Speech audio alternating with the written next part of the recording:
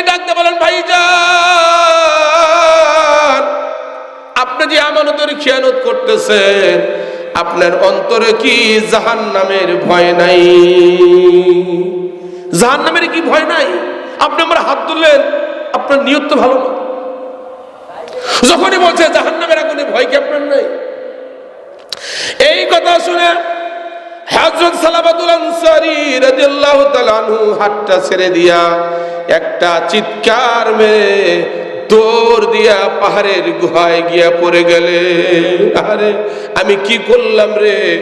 আমার কাছে যে আমানতের দায়িত্ব দিয়েছিল, আমি কেন আমানতের খেয়ানত করলাম?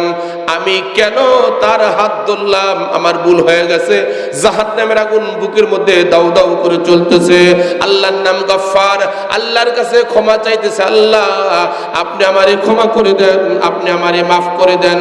এই কথা বলতে বলতে দৌড়ে চলে গেলেন সেই পাহাড়ের গুহায়। সেইখানে গিয়া এই সালাবাতুল আনসারী রাদিয়াল্লাহু তাআলা আনহু কাঁদতেছেন।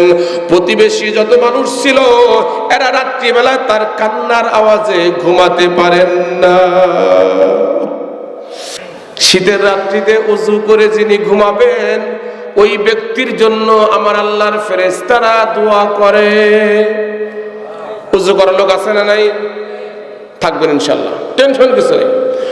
2 নাম্বার হলো ওই ব্যক্তির জন্য আল্লাহ পাকের ফেরেশতারা দোয়া করে যারা মসজিদে নামাজের জন্য, নামাজ শুরু হবে এই জন্য তারা অপেক্ষা করে, যারা তাদের জন্য দোয়া করে আল্লাহর ফেরেশতারা। ঠিক কি না? নামাজে গিয়ে আজান হলেই নামাজে যাবেন, বসে থাকবেন যতক্ষণ নামাজের সওয়াব পাবেন ততক্ষণ। 3 নাম্বার ওই ব্যক্তির জন্য আল্লাহর ফেরেশতারা দোয়া করে যিনি মসজিদের প্রথম কাতারে নামাজ আদায় করে। প্রথম কাতার, তাহলে আগে যাইতে হবে না পরে যাইতে হবে? আগে যাইতে হবে। 4 নাম্বার ওই ব্যক্তির জন্য আল্লাহর ফেরেশতারা দোয়া করে যারা নবীর প্রতি বেশি বেশি দরুদ শরীফ পড়ে। দরুদ শরীফ পড়া লোক আছে না নাই? জোরে বলেন, আছে না নাই?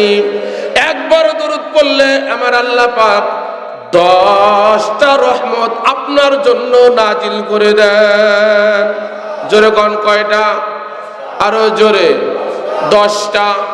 আপনি যদি বেশি সময় না পান, সংক্ষিপ্ত দরুদ রয়েছে, সাল্লাল্লাহু আলাইহি ওয়াসাল্লাম, সাল্লাল্লাহু আলাইহি ওয়াসাল্লাম। বলেন সবাই, সাল্লাল্লাহু আলাইহি ওয়াসাল্লাম, সাল্লাল্লাহু আলাইহি ওয়াসাল্লাম।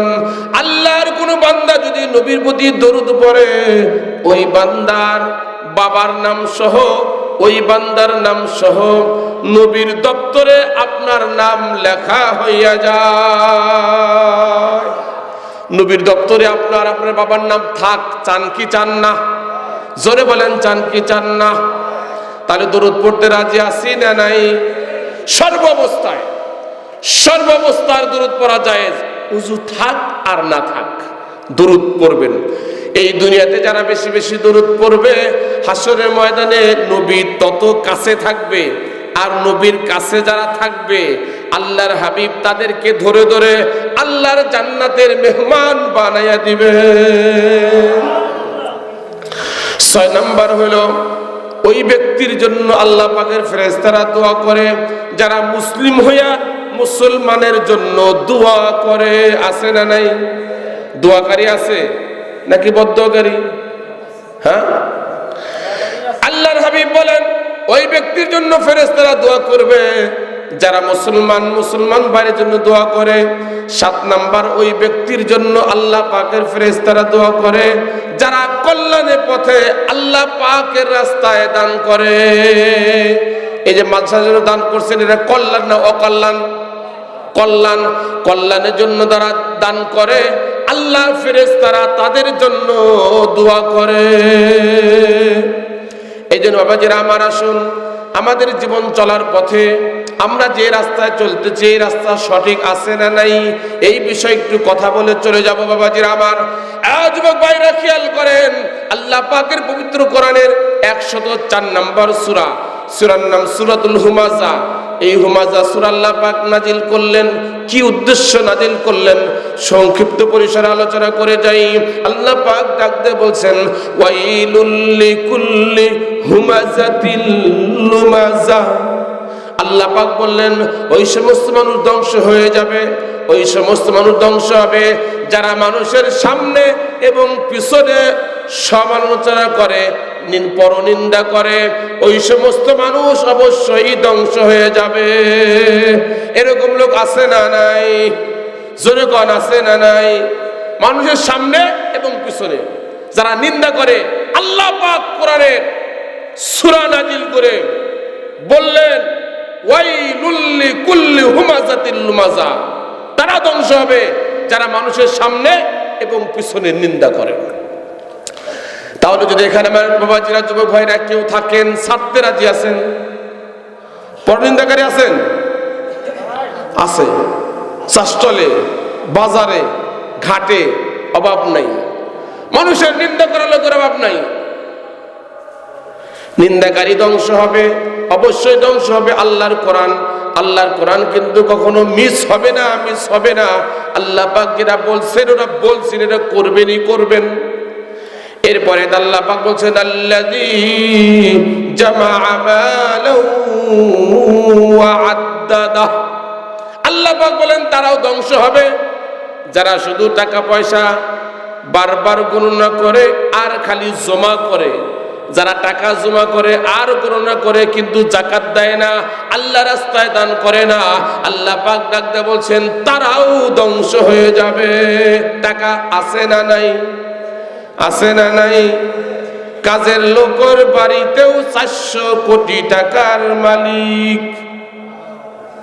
কাজের লোক, বাড়ির কাজের নাম করার দরকার নেই, বাড়ির কাজের লোক 400 কোটি টাকার মালিক।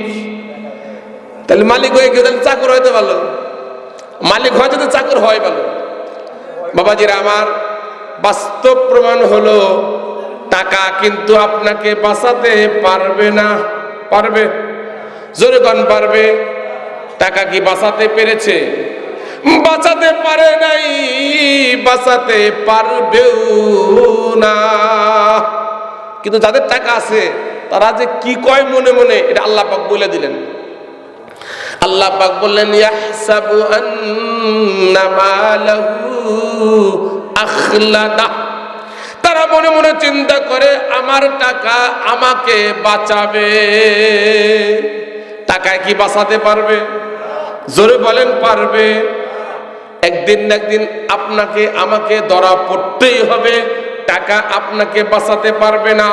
এই জন্য বাবাজিরা আমার, আল্লাহ পাক পড়াইতে বলছেন কাল্লা কাল্লা লায়ুমবাযান্না ফিল হুতামা।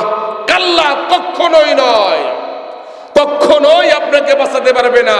লায়ুমবাযান্না ফিল হুতামা, অবশ্যই আপনি হুতামায় নিক্ষিপ্ত হবেন। হুতামা কি আপনি জানেন? আল্লাহ পাক বলছেন ওয়ামা আদরাকা মাল হুতামা। হুতামা কি আপনি কি জানেন?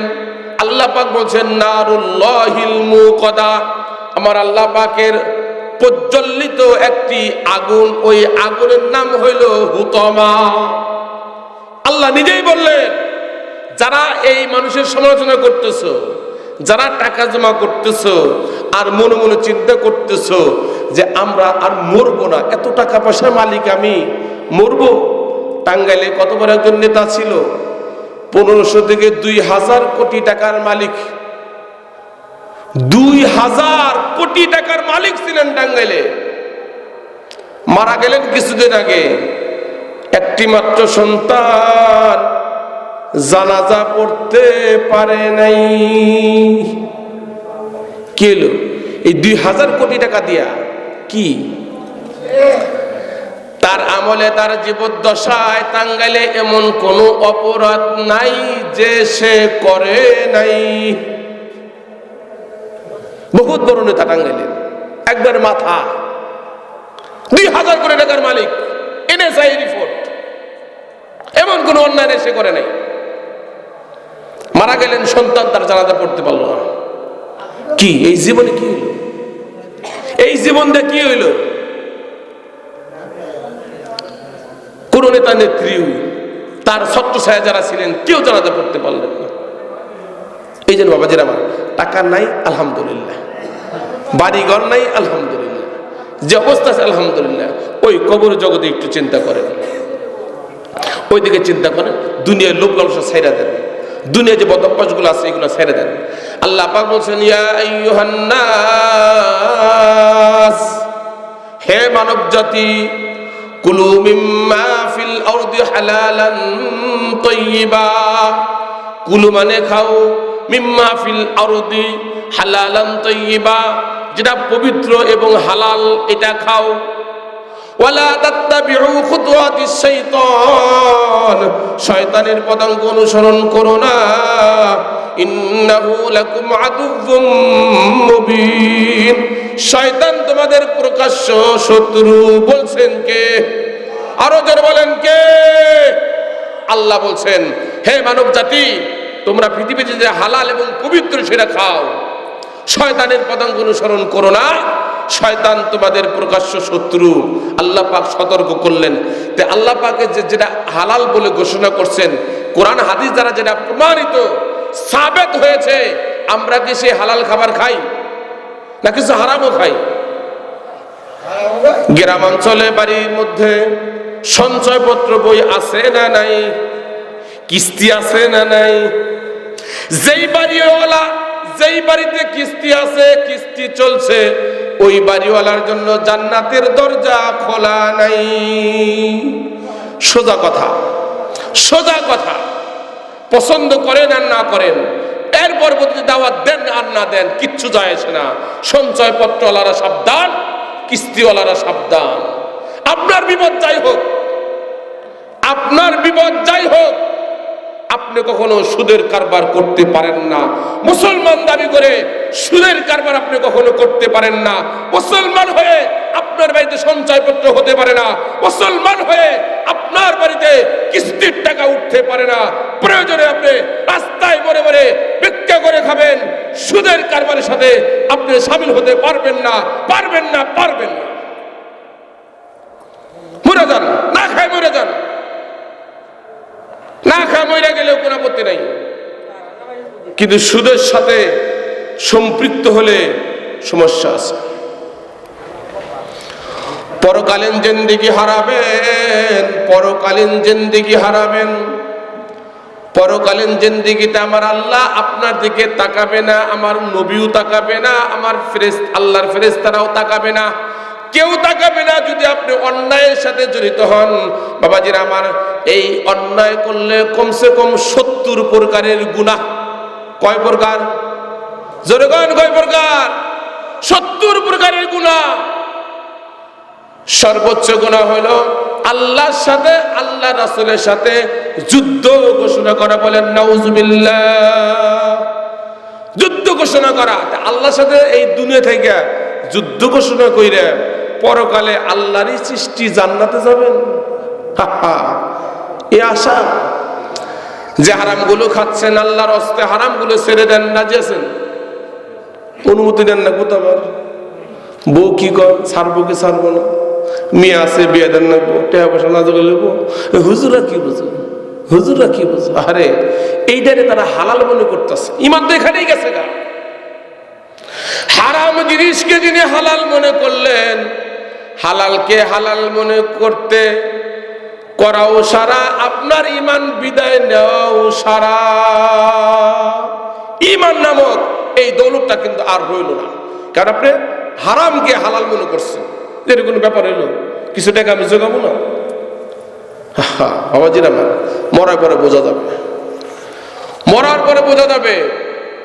আজকে যে অন্যায়ের সাথে আমরা জড়িত, এই অন্যায়ের এক একটা হিসাব যদি আপনার কাছ থেকে নেয়, উপায় নেই। টাকা পয়সা জমিদারি, পাইছিলা সুন্দরী নারী, খাইছিলা সিগারেট বিড়ি, এই দুনিয়া। ঠিক কিনা? আছে না নাই? বিড়ি খাই না লোক আছে না নাই? কি বিড়ি খাই না খারাপ লাগতেছে? শুনে যান, সারেন আর না সারেন শুনে যান, দেখেন অবস্থা কি। বাবাজির বার মরতে তো হবে, হিসাব তো দেওয়া লাগবে। পবিত্র কোরআনের 24 নম্বর পারার 8 নম্বর পৃষ্ঠার 1 নম্বর লাইনে আল্লাহ পাক ডাক দিয়ে বলছেন, আল ইয়াউমা তুজজা কুল্লু নাফসিম বিমা কাসাবাত লা যুলমাল ইয়াউম ইন্নাল্লাহা সারিউল হিসাব। আমার আল্লাহ ডাক দিয়ে বললেন, আজকের এই দিনে তোমার জীবনের কৃতকর্মের হিসাব দিয়া যাও। আল্লাহ হিসাব নেবে, এই হিসাবটা দিয়ে যান। হিসাব দিতে পারবেন? কালকে সারাদিন কি করছেন বলতে পারবেন? তাহলে সারা জীবনের হিসাব কেমনে দিবেন? হাসরের ময়দানে 5টা প্রশ্ন রয়ে গেল, ওই কবর জগতেও 3টা প্রশ্ন রয়ে গেল। কবর জগতের 3টা প্রশ্ন দিদি তো আমাদের 12টা বাজবে। এই 3টা যদি 12টা বাজে আর হাসরের ময়দানে 5টা দিতে 13টা বাজবে।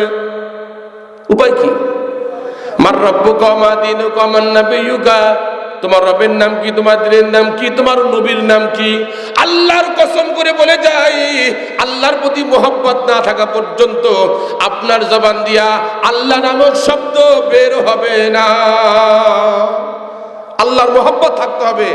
যারা সুদ ঘুষ খায়া, বিড়ি সিগারেট খায়া, অন্যায় কাজ কইরা ওই চাষটলে বসে নাটক সিনেমা দেখা রাত্রি 12টার সময় যায় বাড়িতে ঘুমায়া 8টার সময় ঘুম থেকে ওইটা আপনি আল্লাহর ভালোবাসা অন্তরে তৈরি করতে পারবেন? তাহলে যারা 40 বছর এশার নামাজ রোজা দিয়া ফজর বললো, তারা কোথায়? তারাই তো আজকে চিন্তিত অবস্থায়। আল্লাহর ওলিরাই তো চিন্তিত যে কি করে কবর জগতে থাকবো, কি করে হাসে ময়দানে দাঁড়ায় থাকবো, কি করে 30,000 বছরের পুল সাজা পাড়ি দিব, কি করে দিব? তারাই তো কান্দে কান্দে অস্থির। আল্লাহ তাআলার কাছে কান্দেন আর বলেন, আল্লাহ এই 30,000 বছরের রাস্তা কেমনে পাড়ি দিব? পাড়ি দেওয়ার মতো যোগ্যতা আমার নাই। কঠিন পুল সেরাতের পুলে পার হইবার কালে বুঝিতে না পারি মাওলা কি আছে কপালে। আল্লাহর ওলিরাই কাঁদতেছে, আমি আপনি কত দূর পরে থাকবো তার কোনো হিসাব নেই। এই রাস্তা কেমনি পারে দিবেন? খালি কবরে জগতে 3টা না পারেন, হাসরের ময়দানে 5টা। 1 নম্বর, তোমার হায়াতের জিন্দেগি কোন রাস্তায় খরচ করেছো? কোন রাস্তায়? এই এলাকায় কি এগোজন মানুষ আর আছে না? তাহলে কই? তারা কি মরবে না? তাদের হিসাব দিতে হবে না? হায়াতের জিন্দেগি কোন রাস্তায় খরচ করেছো? কোন রাস্তায় টাকা আয় করেছো? কোন রাস্তায় টাকা ব্যয় করেছো? তোমার যৌবন কালকে তুমি কোন রাস্তায় খরচ করেছো? যতটুকু ইলম শিখেছো তার কতটুকুই আমল করেছো? এই 5টা প্রশ্ন একটাই দিতে পারবেন না। তুমি হায়াতে জিন্দেগি কোন রাস্তায় খরচ করেছো কও, শেষ সর্বনাশ। এই হিসাবগুলা তৈরি করে নিয়ে তারপরে মারা যায়, এর আগে মরেন না। এই জন্য কঠিন, দুনিয়া খুব কঠিন। আপনি মন করছেন সহজ, না, দুনিয়া কঠিন। এই জন্য আল্লাহর এক বান্দা দুঃখ করে বলছিল, টাকা পয়সা জমিদারি, পাইছিলা সুন্দরী নারী, খাইছিলা সিগারেট বিড়ি এই দুনিয়ায়, যেদিন আসবেন জমের খেসারি, করবে বন্ধু ডিগ্রি চারি, মাল ফেরতের বেজায় এসে বান্দিবে তোমায়। আহারে খোদার বান্দা, কার প্রেমে করো দান্দা, একদিন তুমি পড়বে বান্দা আল্লাহর দরগায়। আল্লাহ দরগার করতে হবে কি হবে না? জোরে বলেন, হবে কি হবে না? সেই দিন কি বলবেন, কি কথা বলবেন?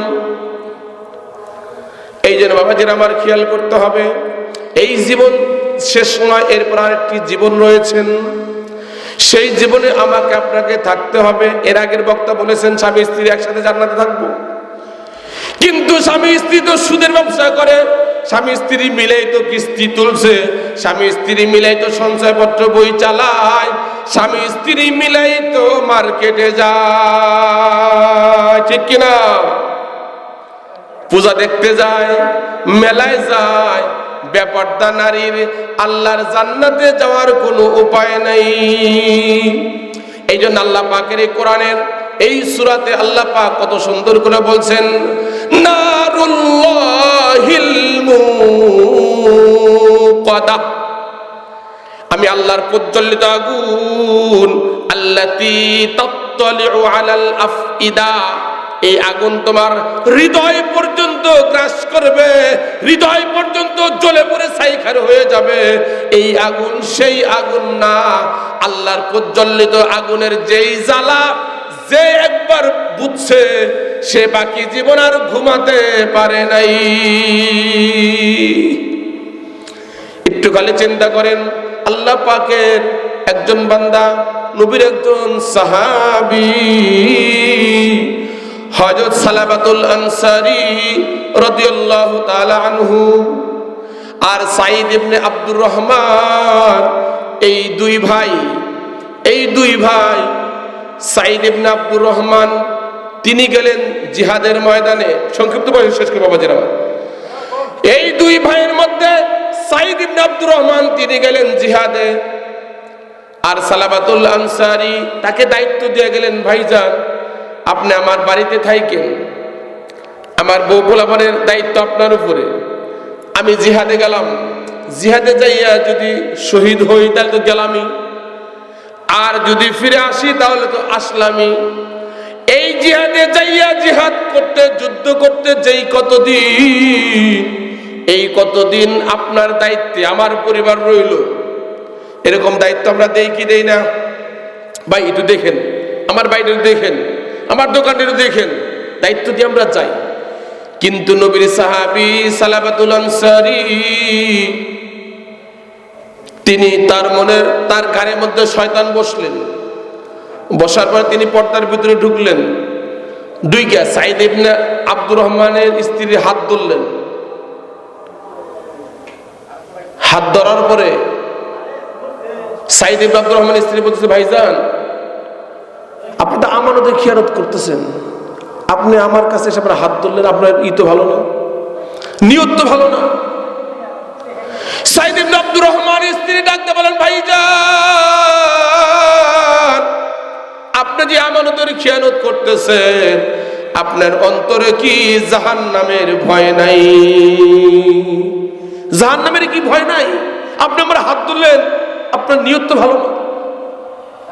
যখনই বলছে জাহান্নামের আগুনে ভয় কি আপনার নাই? এই কথা শুনে হযরত সালাবাতুল আনসারী রাদিয়াল্লাহু তাআলা আনহু হাতটা ছেড়ে দিয়া একটা চিৎকার মেরে দৌড় দিয়া পাহাড়ের গুহায় গিয়া পড়ে গেলে, আরে আমি কি করলাম রে, আমার কাছে যে আমানতের দায়িত্ব দিয়েছিল আমি কেন আমানতের খেয়ানত করলাম, আমি কেন তার হাত ধরলাম, আমার ভুল হয়ে গেছে। জাহান্নামের আগুন বুকের মধ্যে দাউ দাউ করে চলতেছে, আল্লাহর নাম গফফার, আল্লাহর কাছে ক্ষমা চাইতেছে, আল্লাহ আপনি আমারে ক্ষমা করে দেন, আপনি আমারে মাফ করে দেন। এই কথা বলতে বলতে দৌড়ে চলে গেলেন সেই পাহাড়ের গুহায়।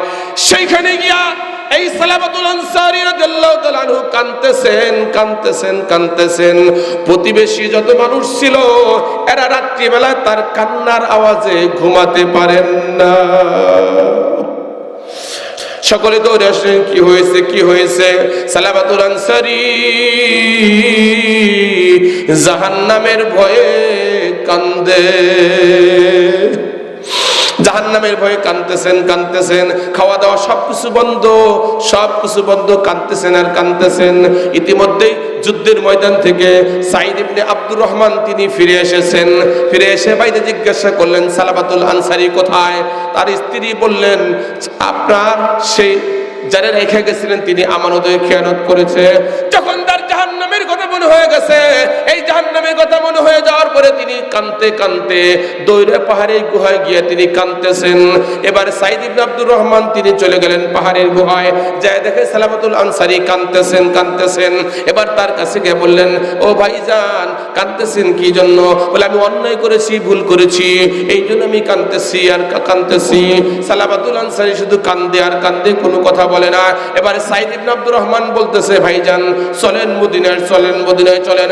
এবার সালামাতুল আনসারী ডাক দিয়ে বলে, ভাইজান আমি আমার এই চেহারা মদিনার মানুষকে আর দেখাবো না।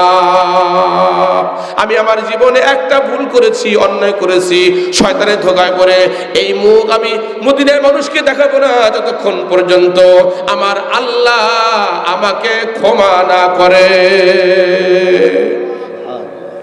চিন্তা করেন, একটা ভুল করেছেন, তা আমাদের কি কোনো ভুল আছে?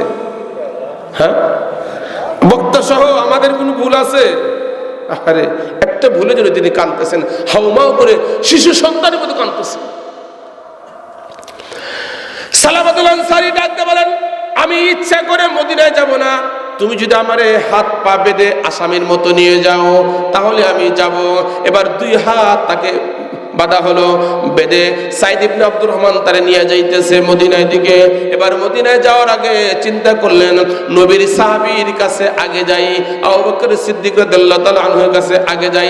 এবার আবু বকর সিদ্দিক রাদিয়াল্লাহু তাআলা আনহুর কাছে গেলেন, যায় বললেন, ভাইজান আমি শয়তানের ধোঁকায় পড়ে একটা অন্যায় করেছি, ভুল করেছি।